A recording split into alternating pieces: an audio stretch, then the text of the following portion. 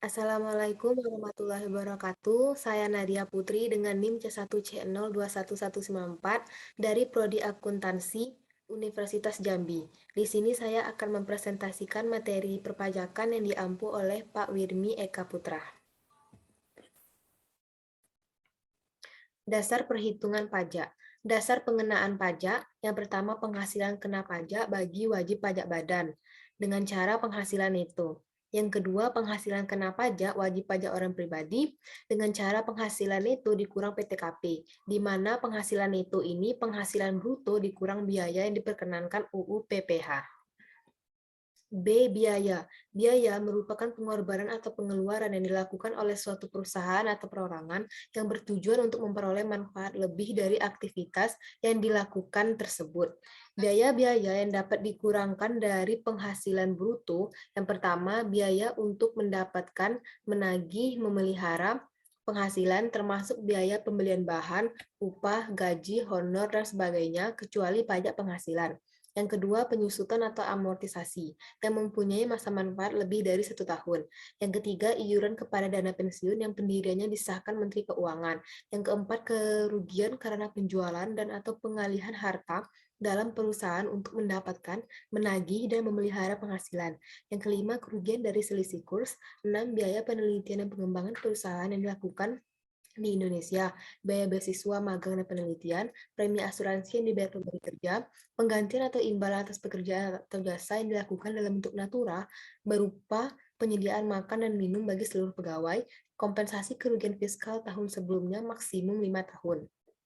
Biaya-biaya yang tidak dapat dikurangkan dari penghasilan bruto, pembagian laba dalam bentuk apapun, biaya untuk kepentingan pemegang saham, sekutu, dan anggota, pembentukan atau pemupukan dana cadangan kecuali yang ditetapkan Menteri Keuangan, premi asuransi kecuali yang dibayar pemberi kerja tersebut, penggantian atau imbalan yang bersifat natura dan kenikmatan kecuali penyediaan makan dan minum atau yang ditetapkan oleh keputusan Menteri Keuangan, jumlah yang melebihi kewajaran dibayarkan kepada pemegang saham, harta yang dihibahkan, bantuan atau sumbangan, kecuali zakat atas penghasilan dari wajib pribadi atau badan dalam negeri melalui Basnas yang disahkan oleh pemerintah, pajak penghasilan, biaya yang dikeluarkan atau dibebankan untuk kepentingan pribadi wajib pajak, gaji yang dibayarkan kepada anggota persekutuan, FA atau CV, yang modalnya tidak terbagi atas saham, sanksi administrasi berupa bunga, denda yang berkenaan dengan pelaksanaan perundangan di bidang perpajakan, biaya untuk mendapatkan, menagih, dan memelihara penghasilan yang dikenakan PPh yang bersifat final, bukan objek pajak,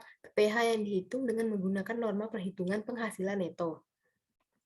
C. PTKP atau penghasilan tidak kena pajak, 54 juta untuk diri wajib pajak orang pribadi, 4.500.000 tambahan untuk wajib pajak yang kawin, 54 juta tambahan untuk seorang istri yang penghasilannya digabung dengan penghasilan suami dengan syarat penghasilan istri tidak semata-mata diterima atau diperoleh dari satu pemberi kerja yang telah dipotong pajak berdasarkan ketentuan dalam Undang-Undang PPh Pasal 21.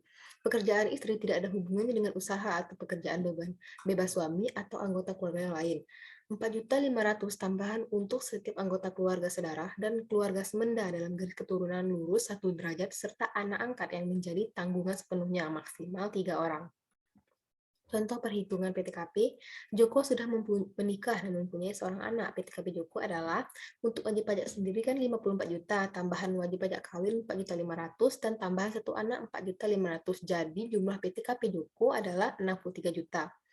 Contohnya yang kedua, John, warga negara asing, bekerja di Indonesia pada tanggal 1 Maret 2016 dengan kontrak kerja selama 2 tahun. John sudah menikah dan mempunyai 3 anak. PTKP John adalah untuk wajib pajak 54 juta, tambahan wajib pajak kawin 4.500.000, tambahan 3 anak 13.500.000. Jadi, jika di total adalah 72 juta.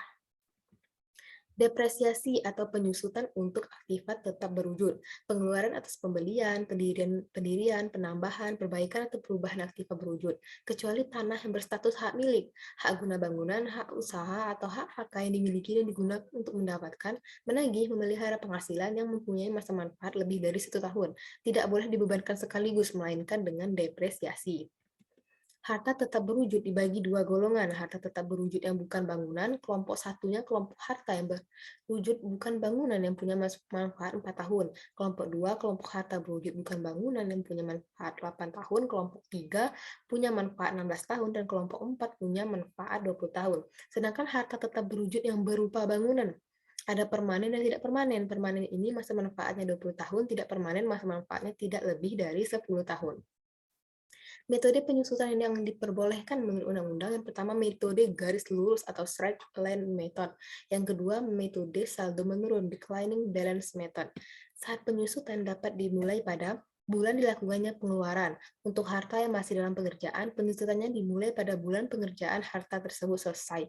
Dengan izin Dirjen Pajak, penyusutan dimulai pada bulan harta berwujud, mulai digunakan untuk mendapatkan menagih, memelihara penghasilan, atau pada bulan harta tersebut mulai menghasilkan.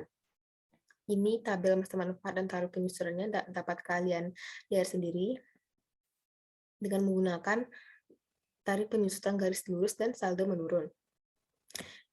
Amortisasi, penyusutan untuk aktifat tetap tidak berwujud. Pengeluaran untuk memperoleh aktifat tidak berwujud dan pengeluaran lainnya, termasuk biaya perpanjangan hak guna dan hak pakai yang mempunyai manfaat lebih dari 1 tahun, yang digunakan untuk mendapatkan, menagih, memelihara penghasilan, tidak boleh dibebankan sekaligus, melainkan dengan amortisasi. Harta tetap tidak berwujud digolongkan menjadi 4 kelompok. Kelompok 1, kelompok harta tidak berwujud, bukan bangunan yang punya masa manfaat 4 tahun, kelompok 2 punya masa manfaat 8 tahun, kelompok 3 punya masa manfaat 16 tahun, dan kelompok 4 punya masa manfaat 20 tahun. Ini metode penyusutan yang diperbolehkan menurut undang-undang, metode garis lurus, dan metode saldo menurun. Demikianlah presentasi saya mengenai perpajakan. Semoga dapat menambah pengetahuan kita semua. Saya Nadia Putri, pamit undur diri. Wassalamualaikum warahmatullahi wabarakatuh.